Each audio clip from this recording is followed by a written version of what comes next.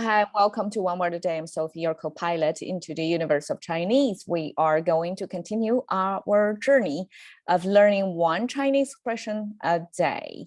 Yesterday, we talked about 请笑纳, which was the gift-giving / bribery activity, which was normal back then in ancient China, and talking about please accept my gift, parenthesis, with a smile. Okay, that's 请笑纳. And today we continue with the concept of 笑.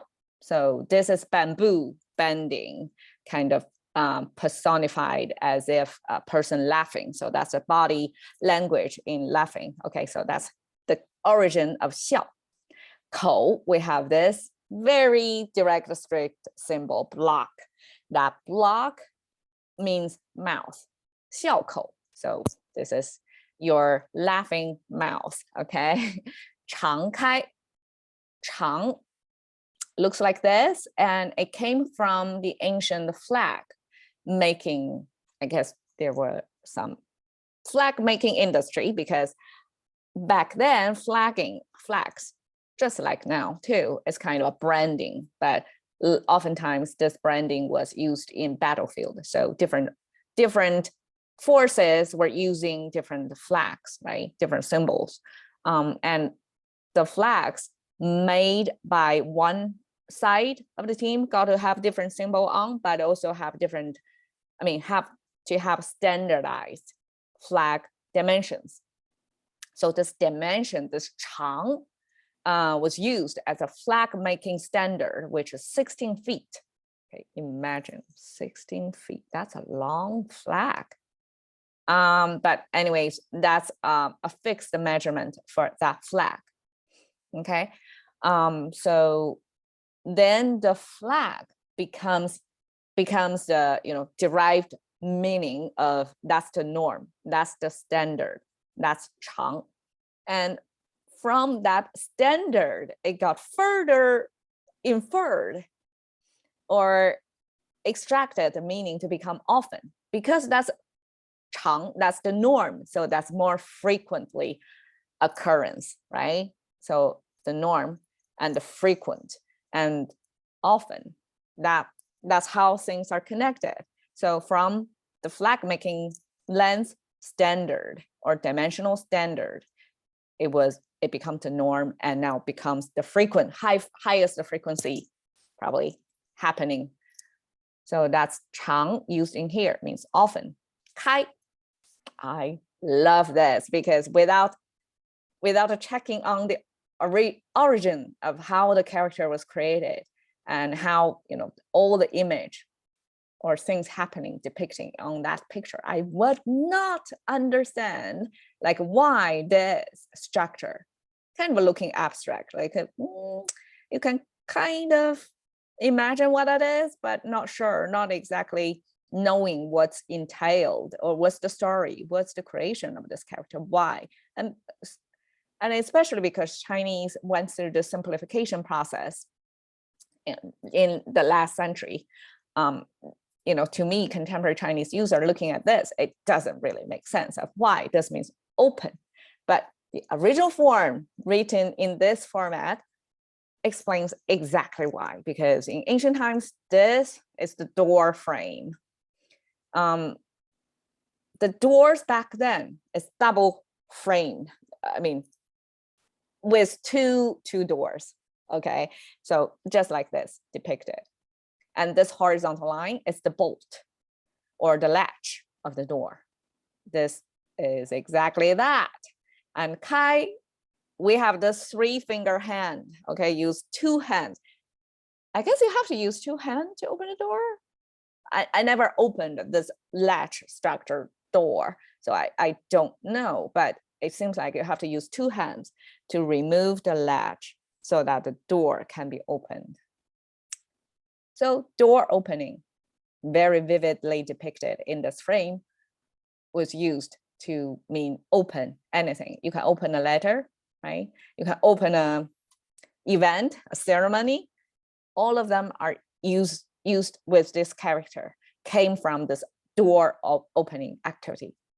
Okay, so 笑口常开 means you're laughing mouth, if you're laughing, most likely you're opening the mouth, right? You're not, tight, mouth shut, kind of position, but you're opening the mouth to laugh.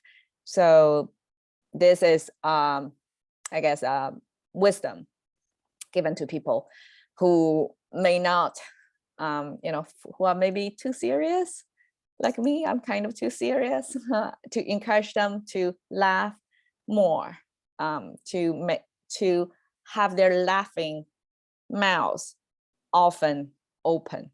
Okay, so that's laugh often. That's simply the advice. And somebody say laughter is the best medicine and it's free, right? So if you can laugh often, probably you have a healthier mindset or psychological energy, like more positivity in you. At least you are laughing at things or not taking things too seriously, that kind of thing. So here is a Buddha called Maitreya. That's the English Maitreya, but in Chinese it was translated as 弥勒佛. For is Buddha. 弥勒is kind of like translation by sound, right? And this is the image, the depiction of this 弥勒佛. And of course you can see this pearl string is something used in their meditation or reciting of the classical, the classics, the literatures or teachings in Buddhism. So when people try to think, to silence their mind, they go through this. The rosaries, right? Is it called a rosary? I guess it's the same as Christianity. I don't know who influenced whom, but this is used, a symbol of Buddhism.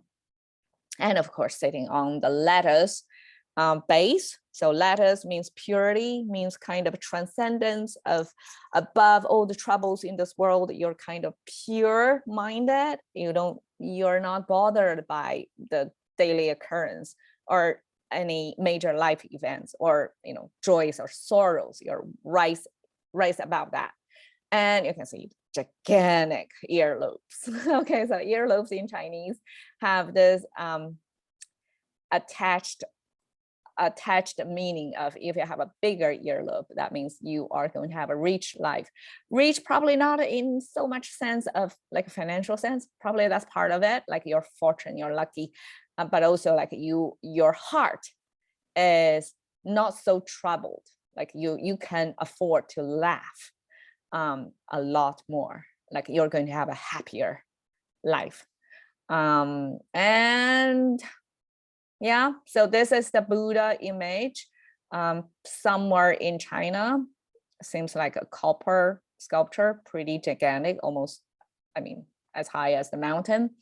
And this Buddha was the symbol of laughter, like because the image rendering, we see him oftentimes laughing, and with this gigantic earlobes means like no troubles, only joys in life, only the positivity, taking and emitting from the Buddha. And that's the enlightenment. Like this Buddha was enlightened to become a Buddha, right? And because he rise above the troubles of daily life and see through that, was able to enjoy laughter often. To him, it's like permanently laughing. All right, so that's laugh often. And I guess it's still applicable to today's society, no matter how stressed you are. Like me, occasionally got stressed, but keep reminding myself to laugh often and to enjoy life as is. All right, cash into the currency of thinking by 1 word a day with Sophie.